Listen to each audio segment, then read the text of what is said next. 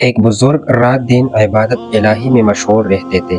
ایک دفعہ ان کے دل میں یہ خیال پیدا ہوا کہ اللہ کے کسی دوست سے ملاقات کرنی چاہیے۔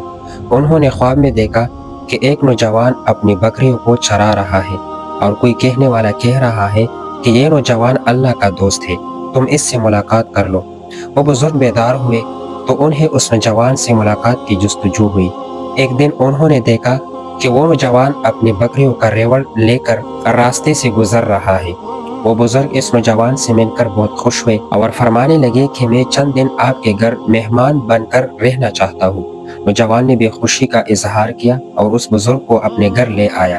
رات کے وقت دونوں آپس میں گفتگو کر رہے تھے کہ اس بزرگ نے نوجوان سے اپنے خواب کا تذکرہ کیا اور پوچھا کہ تمہارا کون سا عمل اللہ کو اتنا پسند آیا ہے کہ تمہیں پروردگار نے اپنے دوستوں میں شامل کر لیا ہے۔ یہ سن کر وہ نوجوان اب دیدہ ہو گیا۔ پھر اس کے قریب کا کمرہ کھول کر دیکھا کہ اس میں دو مسخ شدہ چہرے والے انسان بندھے ہوئے تھے۔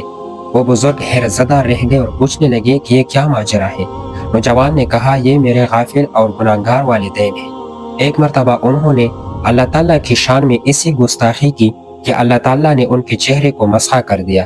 میں سارا دن بکریوں کا ریوڑ چراتا ہوں اور جب واپس گھر آتا ہوں تو پہلے والدین کو کھانا کھلاتا ہوں، بعد میں خود کھاتا ہوں۔ وہ انہوں نے اپنے جرم کی سزا دنیا ہی میں پالی، مگر میرا فرض بنتا ہے کہ ان کی خدمت کروں، آخر میرے تو والدین ہیں۔